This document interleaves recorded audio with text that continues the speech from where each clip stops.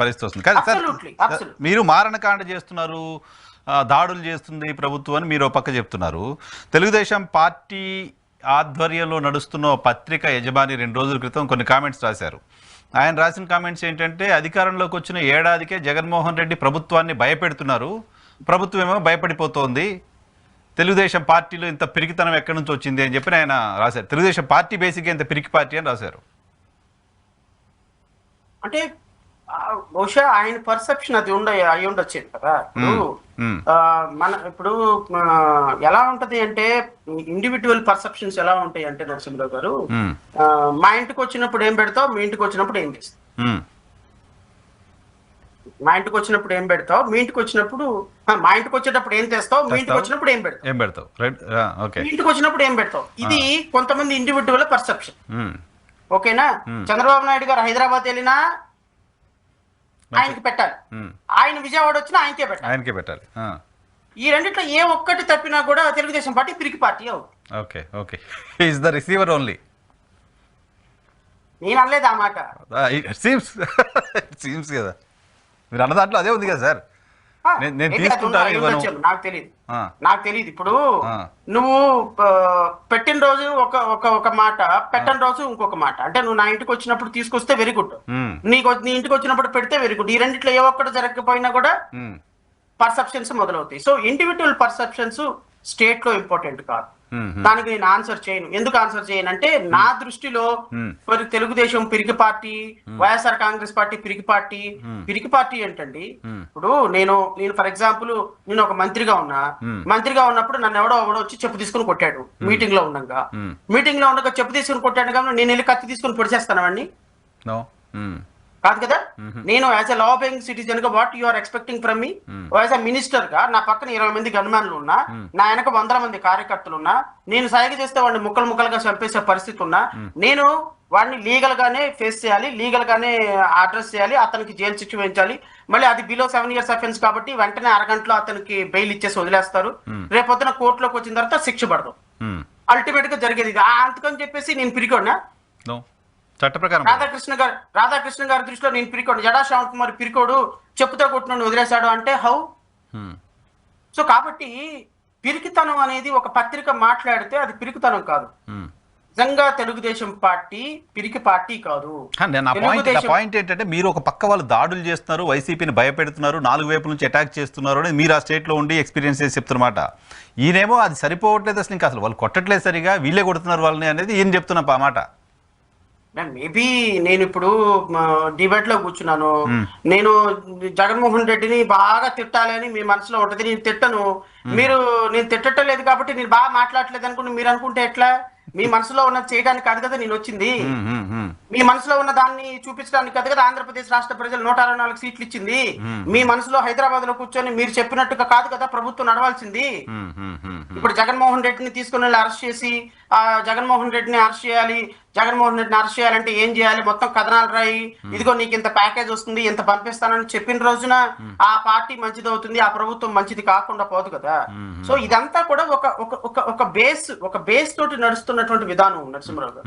ఇప్పుడు తెలుగుదేశం పార్టీ పిరికి పార్టీ, మరి సాయంత్రానికి పిరికి పార్టీ పోగా ధైర్యవంతమైన పార్టీ రావాలి అంటే ఏం జరగాలి? సంథింగ్ మెరాకిల్ జరగాలి. ఆ మెరాకిల్ జరిగేంత వరకు అలాగే అటాక్ జరుగుతూనే ఉంటుంది, మీకు తెలుసు కదా. ఓకే సార్, రెండు ఇష్యూస్ ఉన్నాయి ఆంధ్రప్రదేశ్లో. మీ జిల్లాకు సంబంధించి, కృష్ణా జిల్లాకు సంబంధించి ఓ జడ్పీ చైర్పర్సన్ పైన నేను ఫిజికల్గా దాడి చేశారని చెప్పను, కానీ మాటల దాడి, బూతుల దాడి, పర్సన్ ఎదురుగా మాట్లాడడం ఒకటి చూసాం. సేమ్ టైం శ్రీకాళహస్తిలో ఒక మహిళా నాయకురాలు ఒక హత్య కేసులో పార్టిసిపేట్ చేయడానికి సంబంధించిన ఒక వివాదం ఒకటి నడుస్తుంది. ఈ రెండింటిపైన రెస్పాండ్ అవుతారా? అని నేను ముందు అమ్మాయిది శ్రీకాళహస్తిలో జరిగేటువంటి దాని మీద నేను రెస్పాండ్ అవుతాను. నరసింహరావు గారు, ఇక్కడ ఎలా ఉంటుంది అంటే, రాజకీయాల్లో నాయకులను నమ్మి తమ కార్యకర్తలు తమ జీవితాలని ఎలా నాశనం చేసుకుంటారో, ఎలా పోగొట్టుకుంటారో అని చెప్పడానికి లైవ్ ఎగ్జాంపుల్ ఈ మధ్యకాలంలో జనసేన పార్టీలో జరిగినటువంటి Kiran royal and as well as MI ఉదంతం 2. ఓకే. సో దురదృష్టం ఏంటి అంటే సనాతన ధర్మానికి ప్రతీకగా నిలబడినటువంటి ఈయన పార్టీలో రెండు అత్యంత సనాతన ధర్మానికి ప్రతీకలైనటువంటి రెండు, ఒకటి తిరుపతి, రెండు శ్రీకాళహస్తి, ఈ రెండిట్లోనే ఇలాంటివి జరగటం చాలా డిఫరెంట్ ఇష్యూ. అదృష్టం ఏంటి అంటే ఈ రెండింటికి ఎమ్మెల్యేలు వీళ్ళిద్దరు కాదు, లక్కీగా ఇన్ఛార్జీలే కాబట్టి. ఇది దీంట్లో నేను పవన్ కళ్యాణ్ పాత్ర ఎంత ఉంది ఏంటి అనేది అసెస్ చేయను, ఎందుకంటే నాకు I don't know much about this one.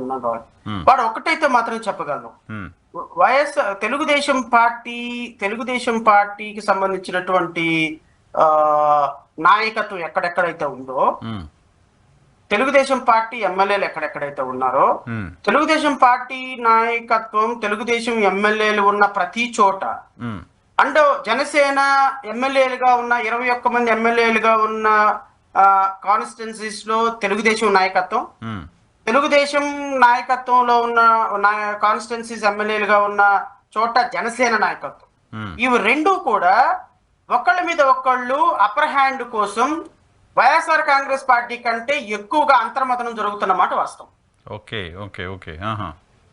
So ఇప్పుడు శ్రీకాళహస్తిలో రేపొద్దున పవన్ కళ్యాణ్ అనేటువంటి వ్యక్తి రేపొద్దున ఈ శ్రీకాళహస్తి కాన్స్టిట్యున్సీ నాకు కావాలి, ఇక్కడ పలానా అమ్మాయి లీడర్షిప్ ఉంది, పలానా కాన్స్టిట్యున్సీలో నాకు కావాలి, లేకపోతే పలానా పదవి నాకు కావాలి అని చెప్పినప్పుడు ఖచ్చితంగా అక్కడ రెండు పవర్ జనరేటర్లు ఇన్స్టాల్ అయ్యే అవకాశం ఉంది. సో రెండు పవర్ జనరేటర్లు ఎక్కడైతే అవుతాయో, ఇప్పుడు ఫర్ ఎగ్జాంపుల్ పిఠాపురమే తీసుకోండి, వర్మ ఉన్నాడు, వర్మ అనే అతను ఒక సీనియర్ లీడర్ అక్కడ. ఈ సీనియర్ లీడరు పవన్ కళ్యాణ్ లాంటి ఒక పర్సనాలిటీ అక్కడ ఎగ్జిస్టింగ్ లో ఉన్నప్పుడు రేపొద్దున వర్మ పరిస్థితి ఏంటి? అంటే అక్కడ ఉన్న తెలుగుదేశం నాయకుల పరిస్థితి ఏంది? సో వీళ్ళు 2028కి తెలుగుదేశానికి ప్రత్యర్థులు ఎవరయ్యా అంటే వైఎస్ఆర్ కాంగ్రెస్ పార్టీ కాదు, తెలుగుదేశానికి ప్రత్యర్థులు లోకల్ గా ఉన్న జనసేన వాళ్ళు. Okay okay. అంటే జనసేనకి ప్రత్యర్థులు ఎవరు అంటే లోకల్ గా ఉన్న టీడీపీ వాళ్ళు. ఎందుకు టీడీపీ వాళ్ళేనంటే ఇప్పుడు అధికారంలో ఉన్నప్పుడు సహజంగానే రెండు పార్టీలు అధికారంలో ఉన్నప్పుడు ఈ ఒక సింపుల్ లాజిక్ నరసింహరావు గారు, ఒక భార్య ఇద్దరు భర్తలు, ఒక భార్య ఇద్దరు భర్తలా, ఒక భర్త ఇద్దరు భార్య, ఒక భార్య ఇద్దరు భర్తలు,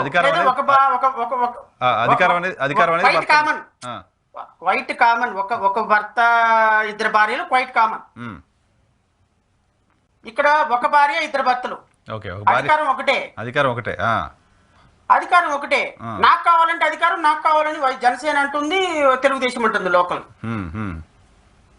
సో ఆటోమేటిక్ గా మా నాయకుడు ఉప ముఖ్యమంత్రి అని వీళ్ళు అంటున్నారు, మా నాయకుడు లేదు మీ పార్టీ లేదని వీళ్ళు అంటున్నారు, మా నాయకుడు లేదు మీ పార్టీ లేదా మేమే మీకు సీట్లు ఇచ్చామని వాళ్ళు అంటున్నారు. చంద్రబాబు నాయుడు గారు ఏమంటున్నాడు, అబ్బే మనకు అసలు ఏమీ సీన్ లేదు, మొత్తం పవన్ కళ్యాణ్ గారు ఉండబట్టి ఈ రోజు మనం అధికారంలో ఉన్నాం అంటున్నాడు.